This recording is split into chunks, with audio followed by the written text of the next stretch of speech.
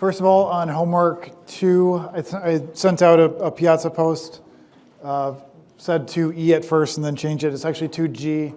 So on that particular problem, there is, I think you need a little bit more information than what I gave you. So that problem, you're looking at swapping out the boundary condition on the bottom of this foot, and you're going from like a specified temperature to a specified, and so instead of it being specified, it's now an unknown temperature, but you have a convection condition, okay?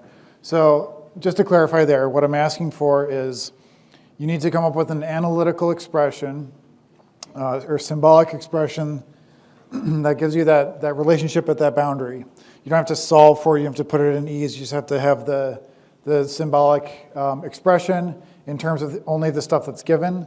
But I didn't give you the fact that there's T infinity and H bar, so just look at the Piazza post, it's hopefully clear from that. I just want to note that there's some clarification there. Reminder, homework is due Friday, 11:59 p.m. What I want you to do for this, I mentioned it before, but what I want you to submit is everything goes on Canvas, and I want a single PDF. So you'll have some like analytical hand derivations. Probably you'll scan those in some way. And then you'll have a printout from ease. So take your ease code, go to that file, print menu, and print a PDF. Print the equations window, print the solution, print a plot if you have it. You don't need to print the parametric table. Combine that ease code with your hand derivations into a single PDF and then upload that. If you're not sure how to combine and create a single PDF, I think there's online tools to do that, where you can just like upload multiple PDFs and then put them in a single one. Others in the class might have insight on that too. Are there any questions on the homework that you want me to answer? Yeah. For question 1, part F, we're modifying the boundary conditions of part C. It says that the inside is now an adiabatic surface, the inside of the cylinder. My question is the inside still held at TH? Right, yeah, so this has come up a couple of times. The question was for part 1C, I think you said? Yep. We're changing it so it's adiabatic instead of fixed temperature. So is it still at the original temperature? No. So when we swap that condition, it's no longer at that specified temperature. Okay. Other questions on the homework? Okay. Don't be afraid to use Piazza. Don't be afraid to answer questions if you think you know the answer to it, but please don't just give away the answer. Let others have the chance to solve it themselves. But if you think you can help, provide helpful guidance, go ahead and do that. It's not just for instructors. In fact, I'd prefer that you all answer your own questions. So it makes my life easier. So as much as you want to contribute and participate, that's very welcome. Another announcement, TA office hours. We're working on setting up rotating office hours. So the way the grading is going to work in this class is we're going to rotate through the TA's grading. The homework, I will be grading all the exams. So for the TA that happens to be grading the homework, they're going to hold the office hour. We are still working on identifying the time for that. It'll probably be Thursday, maybe either Wednesday after class or Thursday at some point, because I know there's some in the class who can't make it to either of mine. So stay tuned on that. Probably next week will be the first time that's offered. Okay, so I wanted to also talk through sketching temperature profiles, what I want in that. So this is kind of related to the homework. I don't want to take too much time up front. But when I'm asking for the temperature profiles, particularly on problem 1, and this will come up through the semester, this is part of developing intuition, right? You're supposed to maybe be able to predict, just based on the principles involved, what's going to happen in the temperature profile. So what I'm looking for is, we could take an example. So let's sketch something out here where we're sketching temperature as a function of maybe position X. So maybe I'll make your lives easier and give you one of the examples or one of the sub-problems from the homework. So let's take the one where we have that conductivity that's varying as a function of position. All right. So what you should be doing in all these situations is start from Fourier's law. So we know for Fourier's law, the general relationship is Q dot is equal to minus K AC dt dx. Okay, so in this problem, if we have conductivity that's varying, it's a function, right? So conductivity is actually K as a function of X.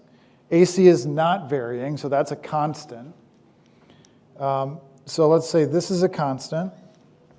We also know that for the problem that's given, heat is not being lost anywhere, so heat flow is constant, right? There's nowhere that heat can go other than conducting through the material, so heat flow is also constant. So what does that mean, right? If we look at, there's a relationship between conductivity and dt dx. So whatever happens in conductivity has to be reciprocated by dt dx, right? So let's say we're at, looking at our function again, we'd say it was C1 x plus C2, so it's some increasing conductivity as a function of position.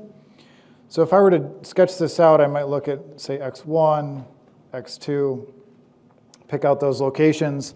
At lower values of x, my conductivity is going to be lower. So if I have a lower conductivity here, what does dt dx have to be? Higher, right? So if I pick this point over here at x1 and I sketch the slope, right, it might look something like this. Maybe you can't see that.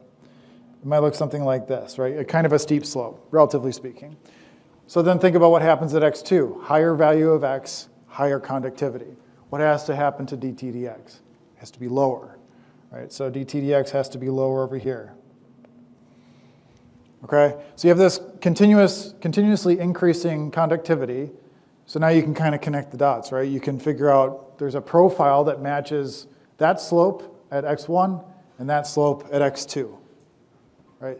So this is the kind of stuff that you should be working through, and on the sketches in particular, you're focusing on what, at a given condition where I know what's happening, can I draw it, right? Can I sketch that out? And showing just the relative difference between what's happening here, and then obviously you fill in your solution and it should be the right shape, right?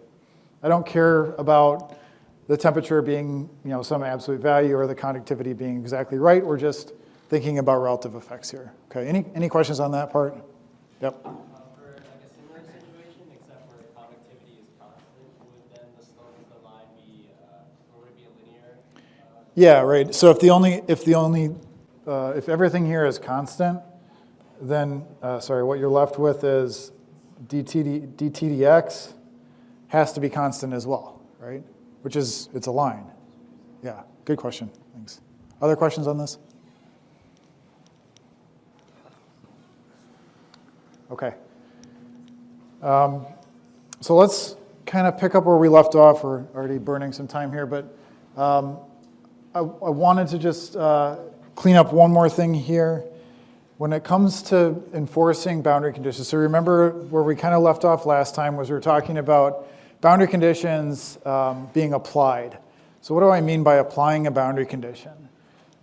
We have these different types: specified temperature, specified heat flux, or a matched rate. In the discussion, I think the discussion yesterday, you had a chance to look at this. But I want to just be clear what I mean by enforcing a boundary condition.